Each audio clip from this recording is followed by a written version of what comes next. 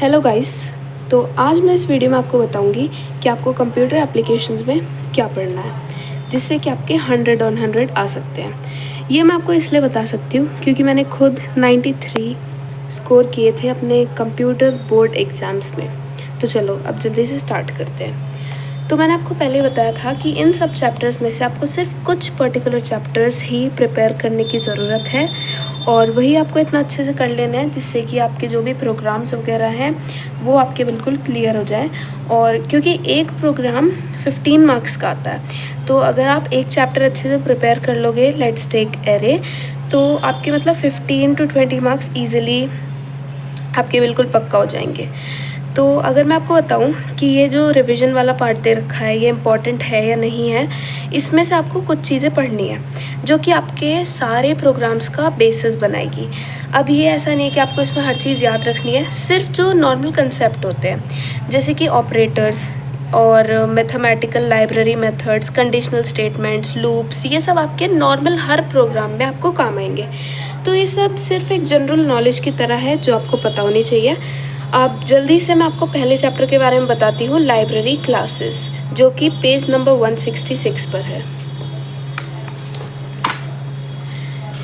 ये चैप्टर बहुत ही ज़्यादा इजी है और मेरे अकॉर्डिंग शायद ये सबसे ज़्यादा इजी चैप्टर है इस पूरी बुक का। तो इसमें आपको कुछ ऐसा लोड लेने की ज़रूरत नहीं है, सिर्फ इजीली मतलब थोड़ा बहुत पढ़ के हो जाएगा। तो इसमें आपको ये primitive data type, composite data type के बीच के डिफरेंसेस और ये आपको पता होना चाहिए कि ये मतलब रैपर क्लास वगैरह ये क्या होता है। उसके बाद आपको पता होना चाहिए ये सब, ये पूछ लेते हैं BBSC फील्ड, इसकी ट्रिक होती है जो कि मैंने सीखी थी, तो उसकी हेल्प से आप इसको कर सकते हो। फिर हमारे यहाँ पर आता है कैरेक्टर डेटा टाइप और कैरेक्टर इज़ लेटर और डिजिट। तो ये सब मैं आपको सिर्फ इसलिए बता रही हूँ क्योंकि नॉर्मल प्रोग्राम्स बनाते हुए भी कुछ मतलब पूछ सकते हैं कि ये बताओ कि इसमें कितने, देखो अगर एग्जांपल बताऊँ मैं आपको, तो ऐसे प्रोग्राम्स आते हैं जिसमें एक प्रॉपर आपको कुछ सेंटेंस दे देंगे और ये पूछेंगे कि इसमें लेटर्स के नंबर बताओ, डिजिट्स के नंबर बताओ और जो स्पेशल कैरेक्टर्स होते हैं। इस तरीके के प्रोग्राम्स बहुत ही ज़्यादा फेवरेट होते हैं काउंसिल के। तो ये सारे जितने भी फंक्शंस हैं, ठीक है, ये बहुत ही ज़्यादा काम आते हैं उन टाइप के प्रोग्राम्स पे। बेसिकली वो प्रोग्राम्स दिए ही इसलिए जाते हैं जिससे कि बच्चे को ये टेस्ट कर पाए कि उसे ये फंक्शंस आते हैं या नहीं है। तो जिनको ये फंक्शंस आते होंगे वो प्रोग्राम बिल्कुल ठीक से कर पाएंगे और जिनको नहीं आते होंगे वो फिर प्रॉब्लम कर जाएंगे। कैरेक्टर इज़ वाइट स्पेस, तो ये सब चीज़ आपको बिल्कुल मतलब क्लियर होनी चाहिए। Upper case, lower case, to upper case, इस चैप्टर में सिर्फ यही है। और हाँ, sky codes, this is like the basis, ये आपको शायद 9th में ही आपने सीखा होगा, तो ये बहुत ही ज़्यादा इम्पॉर्टेंट है। फिर उसके बाद इस चैप्टर में ऐसा कुछ खास है नहीं, ये बहुत ही इजी प्रोग्राम्स है। अभी आपके पास टाइम है, आप इन्हें सॉल्व कर सकते हो। एंड मैं अगर अपना मतलब सीक्रेट बताऊं कि मैंने कैसे 93 स्कोर करे थे, तो मैंने अपनी बुक में से हर एक प्रोग्राम डेली, चाहे मैंने लिखा हो या फिर सिर्फ पढ़ा हो, बट उसका कंसेप्ट मैंने, लॉजिक उसका समझा था। मैंने कोई प्रोग्राम ऐसा नहीं छोड़ा था जो कि मुझे समझ ना आए कि ये कैसा हुआ है। हर टाइप के प्रोग्राम्स करने की कोशिश करी थी। उसके बाद ये character functions at a glance, ये पूरा टेबल है, आप चाहो तो इसका स्क्रीनशॉट ले सकते हो। ये टेबल आपको बिल्कुल अपने टिप्स पे कर लेना है और आप चाहो तो इसका चार्ट बना के अपने स्टडी टेबल के पास लगा भी सकते हो, क्योंकि ये बहुत ही ज़्यादा बेसिक थिंग है और ये आनी चाहिए आपको अगर आपको 100 ऑन 100 स्कोर करने हैं। फिर रिव्यू इनसाइट वाले क्वेश्चंस। अच्छा, मैंने बुक कौन सी यूज़ करी थी? तो जो मेरे पास बुक है वो ICSE computer applications APC book हमारे स्कूल वालों ने मतलब अलाउ करी थी हमें यूज़ करने के लिए, और मैंने यही यूज़ करी। इसके अलावा मैंने एक और बुक यूज़ करी थी, मैं आपको बता दूँगी, तो उसके बारे में मैं आपको अभी बता दूँगी। अब आता है हमारे पास array is literally one of the most important chapters in this whole book. अब मैं आपको बताती हूँ कि ऐसा क्यों है। तो ये है array, single dimensional and double dimensional. ये चैप्टर इतना ज़्यादा इम्पॉर्टेंट है कि इसमें से एक बार में 2 प्रोग्राम्स भी आ जाते हैं। दैट मीन्स कि 30 मार्क्स के सेक्शन B इसी चैप्टर से आ सकता है। तो इसलिए ये चैप्टर तो आपको बिल्कुल ही प्रिपेयर्ड करना है। अब इस चैप्टर में सबसे पहले आपको सिंगल डायमेंशनल एरे और डबल डायमेंशनल एरे के बीच का डिफरेंस पता होना चाहिए। सिंगल डायमेंशनल एरे समझो जैसे कि सिर्फ एक ही लाइन है, उसमें ही आप चीज़ों को एंटर करा सकते हो, और डबल डायमेंशनल एरे जिसमें ब्रेथ भी हो और लेंथ भी हो, ठीक है, जिस मतलब आप ऐसे ऐसे ऐसे ऐसे करके चीज़ों को एंटर करा सकते हो। यू कैन सी दीज, ये और ये। अब इसमें अगर हम बात करें तो इसमें कुछ चीज़ें हैं जो कि बहुत ही ज़्यादा इम्पॉर्टेंट होती है। मैं अभी आपको एक बुक दिखाती हूँ, अरिहंत पब्लिकेशंस क्वीबी। ये बुक मैंने ख़रीदी थी क्योंकि मतलब मुझे लगा कि शायद इतना मेरे पास टाइम था नहीं कि मैं पूरा रीड कर पाऊँ, तो मैंने लास्ट में बुक ले ली थी। एंड या टू बी ऑनेस्ट मैंने बुक स्टार्टिंग में नहीं खरीदी थी, बाद में खरीदी थी, but it was really helpful for me. तो इसलिए मैं आपको सजेस्ट कर रही हूँ कि आप स्टार्टिंग से इस बुक को अपने पास रखो और इससे पढ़ो।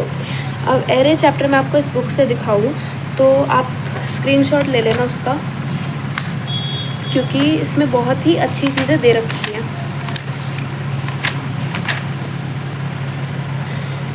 टाइप्स ऑफ एरेज, इनका डिफरेंस, डिक्लेरेशन, इनिशियलाइजेशन और इनपुट हैंडलिंग। एरे में कुछ इनपुट कराना है, कैसे कराते हैं, एरे को डिक्लेयर कैसे कराते हैं और इनिशियलाइज कैसे कराते हैं। ये तीनों चीज़ें आपको 30 मार्क्स अगर एक्वायर करने हैं तो बिल्कुल अच्छे से आनी चाहिए, और ये बिल्कुल कंसाइज वे में इसमें दे रखी है, तो इसलिए मैं आपको सजेस्ट कर रही हूँ बुक। देखो, accepting data in array from user, operations on array, ये सब देखो, और सर्चिंग टेक्निक्स, देखो ये सब भी आपको पता होना चाहिए। सर्चिंग टेक्निक्स में अगर आपने स्पेसिमेन पेपर्स देखे होंगे तो आपने देखा होगा कि लीनियर सर्च और बाइनरी सर्च, सिलेक्शन सॉर्ट या फिर बबल सॉर्ट, ये सारी सॉर्टिंग टेक्निक्स बहुत ही ज़्यादा ज़रूरी है, तो ये आपको बिल्कुल अच्छे से आनी चाहिए। अब उसके बाद आते हैं ये सारे MCQs। तो ये सारे MCQs मैंने सॉल्व करे थे, और इसमें फिर हमारे पास यहाँ पे डिफ्रेंसिएशंस भी दे रखे हैं और मतलब प्रोग्राम्स भी दे रखे हैं, और जो भी प्रोग्राम्स इस बुक में दे रखे हैं वो सच में बहुत ही ज़्यादा इफ़ेक्टिव और अलग अलग वैरायटी के हैं, तो मैंने ऑलमोस्ट सारे ही कर रखे हैं। अब उसके बाद अच्छा, स्ट्रिंग के चैप्टर में से आपके 2 प्रोग्राम्स आ सकते हैं, जिनमें से सबसे पहला प्रोग्राम होगा 1D एरे का, मतलब सॉरी एरे चैप्टर में, और सेकंड होगा 2D एरे का। तो दोनों आपको पता होने चाहिए, और 1D एरे सो इजी और 2D एरे भी इजी है जब अगर आपको उसका इनिशियलाइजेशन, डिक्लेरेशन वगैरह सब आ जाए तो। अब देखो, मैंने आपको लाइब्रेरी क्लासेस के बारे में बता दिया, एरे के बारे में बता दिया। अब हम बात करेंगे स्ट्रिंग, और स्ट्रिंग शायद तो सबसे पहला चैप्टर है जो मैंने करा था, तो मुझे तो बहुत ही ज़्यादा इजी लगा। देखो, स्ट्रिंग हैंडलिंग, इसमें सबसे ज़्यादा मेन चीज़ें जो है वो है मेथड्स, ये सारे। If you want you can take the screenshot. ये सारे के सारे मेथड्स जो भी मतलब प्रोग्राम देते हैं वो स्ट्रिंग का, उसमें यही प्रोग्राम मतलब यही सारे जो फंक्शंस होते हैं ये सब काम में आते हैं, तो ये आपको पता होने चाहिए। देखो, इनके अलावा प्रोग्राम नहीं बनता। फिर हमारे पास आता है बबल सॉर्ट स्ट्रिंग वाला और सिलेक्शन सॉर्ट स्ट्रिंग वाला, तो या तो उधर से आ सकता है या फिर इधर से आ सकता है, तो पता आपको ये मतलब दोनों ही होने चाहिए।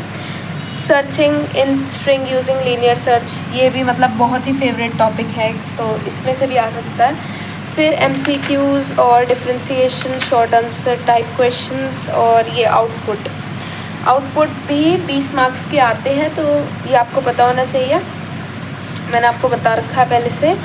और फिर हमारे पास यहाँ पर आते हैं प्रोग्राम्स, तो try to solve all the programs. जितने ज़्यादा प्रोग्राम सॉल्व करोगे उतना अच्छा आपको कंसेप्ट बिल्ड होगा और उतना इजी आपको बोर्ड एग्ज़ाम में प्रोग्राम्स का सल्यूशन निकालना आसान लगेगा। अब इसी के बाद हमारे पास आता है नेक्स्ट चैप्टर, जो कि है यूज़र डिफाइंड मेथड्स पे टू बी ऑनेस्ट मैंने इतना फोकस नहीं करा था, इसमें से इतना पार्ट आता नहीं है। Class is the basis of all competition, ये बहुत ही इजी चैप्टर है, 364 पेज नंबर पे है।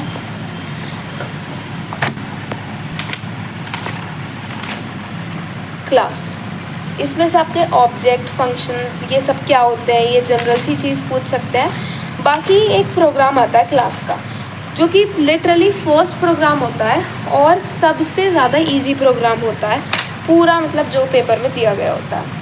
इतना इजी प्रोग्राम होता है कि उसे मतलब आप देख के सिंपली कर सकते हो, सारी चीज़ें उसमें दी गई होती है। और मेरी टीचर ने मुझे बोला था कि मतलब क्लास का प्रोग्राम तो सभी बच्चे करते हैं, तो सभी बच्चों ने करा भी था। देखो, ऑब्जेक्ट्स क्लास ये क्या होते हैं, primitive data type, non primitive data type ये क्या होते हैं, ये बिट्स के बारे में आपको पता होने चाहिए, एमसीक्यूज़ में पूछ लेते हैं, ये आपको पता होना चाहिए, पब्लिक, प्राइवेट, प्रोटेक्टेड, डिफ़ॉल्ट। और फिर एमसीक्यूज़, हाँ। तो अब हमारे पास आते हैं ये प्रोग्राम्स। अब इसमें जैसे एग्जांपल अगर मैं आपको बताऊं तो देखो, यहाँ पर आपको पूरी इन्फॉर्मेशन दी गई होती है कि आपको कौन सी क्लासेस बनानी है, कौन से आपको मेथड्स वगैरह बनाने हैं। फिर आपको फंक्शंस भी दिए गए होते हैं, जैसे इनपुट, कैलकुलेट, वॉइड, डिस्प्ले। तो आपको सबसे पहले इनिशियलाइज़ करनी होती है चीज़ें, फिर आपको ये प्रोसीजर फॉलो करना होता है, मतलब इनपुट कराना होता है, फिर उनको इक्वल करना होता है। उसके बाद फिर आपको कैलकुलेट करने के लिए दिया होता है, कैलकुलेट करना होता है, नहीं तो फिर आपको रिप्रेजेंट करना होता है। जैसे यहाँ पे सिर्फ हमें शो करना है ये, तो देखो हमने यहाँ पे शो किया है ये, और यहाँ पे ये लास्ट का मतलब ऑलमोस्ट सेम ही होता है, थोड़ा सा चेंज आता है, प्रोग्राम पे डिपेंड करता है। जो कि यहाँ पे आपको ऑब्जेक्ट बनाना होता है और फिर यहाँ पे इनपुट, कैलकुलेट, डिस्प्ले, तीनों मेथड्स को आपको कॉल करना होता है, एंड देन इट्स डन। तो ये सबसे ज़्यादा ईजी है और इसमें गलती होने के चांसेस भी सबसे ज़्यादा लोएस्ट है।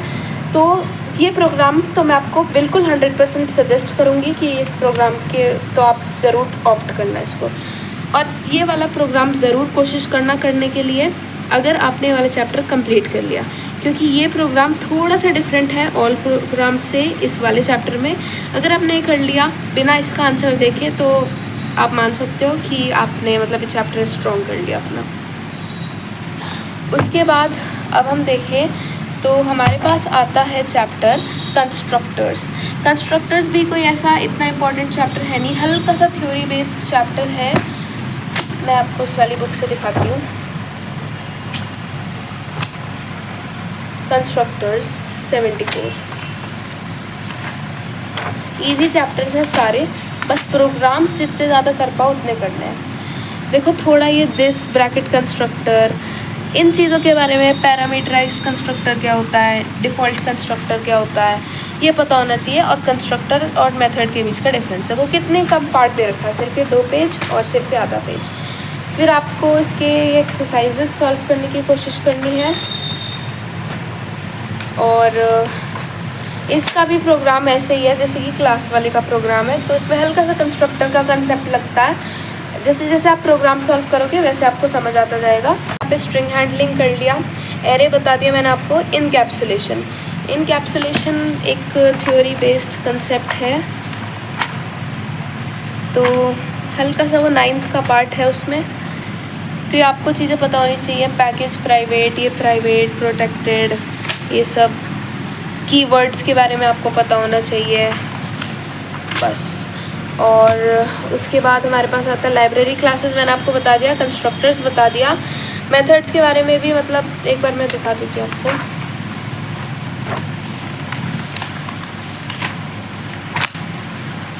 तो मेथड्स देखो, ये पब्लिक वॉइड ऐड, ये int a int b,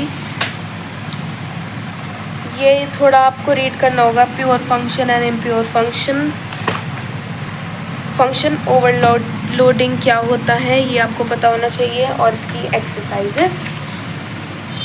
and then we have class, मैंने आपको बता दिया, और revising basic Java concepts. This is the basis of all the programs, जिसमें आपको ये सब चीज़ें पता होनी चाहिए। एक बार you can take the screenshot और आप इसको रीड कर सकते हो, बहुत ही कंसाइज वे में है। फिर आपको टोकन्स क्या होते हैं पता होना चाहिए, ये सब चीज़ें एक बार आपको पता होनी चाहिए। पॉलीमॉर्फिज्म, इनहेरिटेंस, डेटा एब्स्ट्रैक्शन और इनकैप्सुलेशन, ये 4 टर्म्स ऐसे हैं जिनके बारे में एक ना एक के बारे में तो पूछा ही जाता है, तो आपको इनकी डेफिनेशंस पता होनी चाहिए। फिर कीवर्ड्स क्या होता है, आइडेंटिफायर्स क्या होते हैं, और ये सब आपको पता होना चाहिए। वेरिएबल्स, ये आपको पता होना चाहिए। और ये सब देखो जो भी चीज़ें मतलब मैंने मार्क कर रखी है, देखो control structure, statements, loops, if statement, if else statement, nested if else statement, if else if statement and switch statement. ये हर लूप में ऑलमोस्ट काम आते हैं, मतलब हर प्रोग्राम में, तो ये पता होना चाहिए। Jump statement, nested loop, errors कितने तरीके के होते हैं ये MCQs में पूछ सकते हैं। Syntax errors, run time errors और लॉजिकल एरर्स। और फिर इसके छोटे छोटे ये जो यहाँ पर ओके तो थोड़े जो मतलब यहाँ पे छोटे से एक्सरसाइजेस के क्वेश्चंस दे रखे हैं और MCQs दे रखे हैं, देखो कितने सारे हैं, तो ये आपको पता होना चाहिए। और बस जितनी ज़्यादा कोशिश कर सको ना क्वेश्चन सॉल्व करने की, बस उतनी कोशिश करना। फिर बुक्स के लास्ट में यहाँ पर सैम्पल क्वेश्चन पेपर दे रखा होता है, इसको एक बार सारा काम करके इसको सॉल्व करने की कोशिश करना, क्योंकि ये हाई लेवल पे सेट होता है थोड़ा। अगर तुम इसको सॉल्व कर पाओ तो तुम समझ सकते हो कि तुमने एक हाई लेवल पे मतलब कर लिया काम, अब जाके कहीं तुम मान सकते हो खुद को worthy of solving the board paper. उससे पहले आई सजेस्ट यू कि जैसे जैसे तुम चैप्टर्स कंप्लीट करते रहोगे वैसे वैसे ही तुम्हें PYQs को सॉल्व करना है। मैंने भी PYQs सॉल्व करे थे, जितने ज़्यादा प्रोग्राम्स कर पाओ, मैं फिर से रिपीट कर रही हूँ, उतना ही ज़्यादा बेस्ट है। इसका कोई शॉर्टकट नहीं है कि तुम 100 on 100 कंप्यूटर में ला सको। तुमने भी सुना होगा कि सब कहते हैं सबसे ज़्यादा ईजीएस्ट है, पर ईजीएस्ट कैसे है इस वीडियो में मैंने तुम्हें बता दिया। अगर तुम ये कंप्लीट प्रोसीजर फॉलो करोगे तो तुम्हें कोई नहीं रोक सकता 100 on 100 मार्क्स लाने से। और हाँ, ये सारी चीज़ें जो मैंने तुम्हें बताई हैं ये बिल्कुल प्योर चीज़ें बताई हैं, कुछ शुगर कोट करके नहीं बताया। ये फॉलो करोगे तो फिर तुम मुझे खुद थैंक यू बोलने के लिए आओगे। और जितने ज़्यादा PYQs हो सकता है उतने ज़्यादा PYQs सॉल्व तुम्हें करने ही करने हैं। एट लास्ट मैं तुम्हें थैंक यू बोलना चाहती हूँ for watching this video till the end. And एक छोटा सा फेवर मांगना चाहती हूँ कि I have started this channel newly, और मेरे 94.2% मार्क्स आए थे बोर्ड एग्ज़ाम्स में। And please support this channel, please subscribe my channel and please like this video, और एक अच्छा सा कमेंट ज़रूर कर देना to support me. And please जो वीडियो आपको नेक्स्ट चाहिए उस वीडियो के लिए कमेंट ज़रूर करना। Again I want to thank you all for watching this video till the end. Thank you.